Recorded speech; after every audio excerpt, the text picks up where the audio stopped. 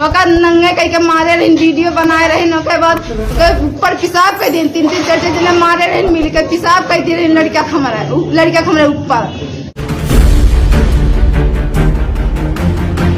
मारे, हमारे साथ घिनौना हरकत की है और फिर पेशाब कर दिए, नंगा करके मारे हैं। तो थुक्कर चटवाने लगे, फिर तब ये सदमे में आ गया और कहीं मुंह दिखाने लायक काबिल नहीं रहा, फिर ये सोच के आत्महत्या कर लिया।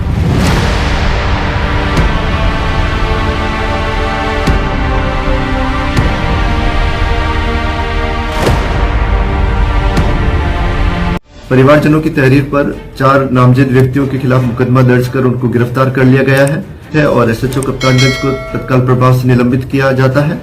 हाल ही में जारी राष्ट्रीय अपराध रिकॉर्ड ब्यूरो NCRB की भारत में अपराध रिपोर्ट से पता चलता है कि 2022 में दलितों के खिलाफ अत्याचार अपराध के कुल मामले 57,428 दर्ज किए गए और सिर्फ उत्तर प्रदेश में 15,368 मामले दर्ज किए गए, जो दलितों के खिलाफ अत्याचार के सबसे ज्यादा व डराने वाले मामले हैं। भारत में कुल अत्याचारों का ये 28% हिस्सा है। ये तस्वीरें जीरो टॉलरेंस नीति वाली योगी सरकार की महिला सशक्तिकरण की हैं। ये तस्वीरें उस नारे की हैं जिसमें कहा गया था कि सबका साथ, सबका विकास और सबका विश्वास। ये तस्वीरें उस मुख्यमंत्री के सूबे की हैं जहां सर्व समाज समान की बात होती है और जो खुद को हिंदू हृदय सम्राट कहलवाना पसंद करते हैं। ये तस्वीरें उस उत्तर प्रदेश के हिंदू समुदाय की हैं जिन्हें कहा जाता है कि एक हैं तो सेफ हैं। ये तस्वीरें उन हिंदू माँ बहनों की हैं जिनसे कहा गया कि बटोगे तो कटोगे। ये रोती हुई माँ की वो तस्वीरें हैं कि जिसके बेटे के साथ पहले तो बर्बरता की सारी हदें पार हो गई और बची कुची कसर उत्तर प्रदेश की पुलिस ने पूरी कर दी। उसके मौत इनके लोग जो मारे रहे, वीडियो बनाए रहे, नंगे कहीं के मारे रहे, वीडियो बनाए रहे, के बाद ऊपर पिसाब कर दिन 3-3 4-4 दिन मारे रहे, मिल के पिसाब कर दी रहे, लड़का खमरा ऊपर वैसे कपड़ा बहन तक घर पे धरा है ना, एक तो लाई उसे दिखाई दी, हम धुल्लो नहीं है। कौन का मारा गया था बच्चा आपका? क्या था? बच्चा वही एक लड़की का बर्थडे रहा, वही बर्थडे का बहाना बलाई कहीं आड़े लेके गई ना, अंधेरा में वही घर के पीछे लड़का खमरे मारी ना सब जना। बिने नाम है लोग के उद्देश्य नाम है, उन लोगों का नाम में मालूम, आकाश नाम है लोग का। सोनल एक लड़का रहा, वो मैं लड़के को मारी। क्या काहे मारी निकाल को हमारे घर ना से मारी ना, वैसे लड़के को मैं मारी ना। अच्छा, जो लड़की का बर्थडे था वो लड़की कितनी बड़ी थी? वो लड़की है वो भी है 16-17 साल की। क्या कुछ मतलब लड़की वाला भी मामला था क्या? कुछ लड़की का मामला कन्फर्म हम तो अपने ससुराल में थे, आए डायरेक्ट हमें ये बात सुने कि मैं बच्चे खमरे मारी ना। काहे मारे? बच्चा हमारा बच्चा है, हमसे रो रहे। पुलिस के पास गई थी आपने, क्या हुआ? पुलिस के पास उनके लोग कुछ नहीं की ना, ऐसा सब जने खाई का तमाशा देखत रहे सब जने। हम लड़किया को पहले बैठी है वहाँ, उनके लोग कुछ नहीं करते रहे। काहे नहीं घूस खाए सब जने अपन खामोश होकर बैठा, काहे नहीं कुछ करते रहे। कब की घटना है ये? क्योंकि ये 2-3 बजे का घटना है जब लड़का मरा है। नहीं, उससे पहले भी जब ये घटना हुई थी मारपीट की, जब मारे थे तो ये शनिवार था रात को। तो गए थे थाने आप? 8-9 बजे बज रहा होगा, 10 बजे वही बाप लोग गए थे कि पेशाब किए या मारे पीटे, शिकायत किए? हाँ, सब दिखावा, हम बोले रहे सब कुछ नहीं कि सब जगह खाए का तमाशा देखा, घूस खाए सब जगह तो कहाँ से क्या करी है। पैसे की डिमांड भी हुई थी थाने से, पैसे की डिमांड भी हुई थी। अब घूस खाए तब तो नहीं। समय पर न्याय न मिलना विनाशकारी होता है और यूपी के बस्ती में तो सारी हदें ही पार हो गई। एक लाचार बेसहारा माँ दर दर भटक रही है, उसे न्याय कब और कैसे मिलेगा ये कोई नहीं जानता।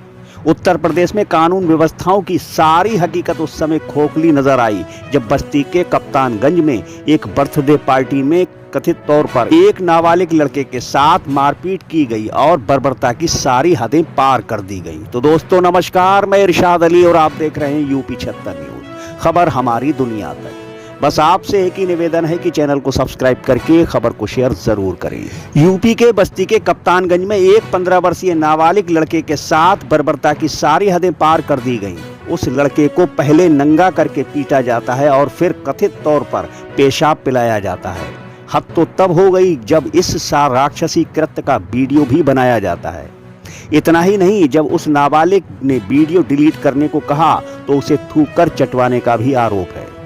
किसी तरह से छूटकर जब ये लड़का अपने घर पहुंचा तब इसने अपने परिजनों से शिकायत की, जिसके बाद पीड़ित परिवार इंसाफ मांगने थाने पहुंचा। लेकिन ये यूपी पुलिस है, इतनी आसानी से थोड़ी ही सुनवाई करती है और उसने सुनवाई नहीं की, जिसके बाद शर्मिंदगी के कारण उस नाबालिग बच्चे ने अपनी जान दे दी।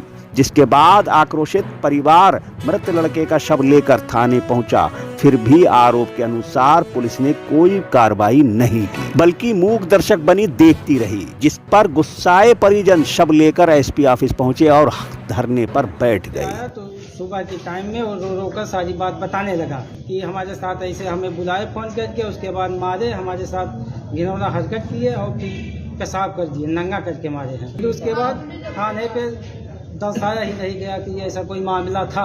बच्चे फिर वो लोग मिले और उसके बाद फिर उसको थुक्कर चटवाने लगे। फिर तब ये सदमे में आ गया और कहीं मुंह दिखाने लायक काबिल नहीं रहा। फिर ये सोच के आत्महत्या कर। घटना ने जब तूल पकड़ा तब रायता फैल गया और नगीना सांसद ने घटना को लेकर सीधे मुख्यमंत्री से सवाल पूछ लिया।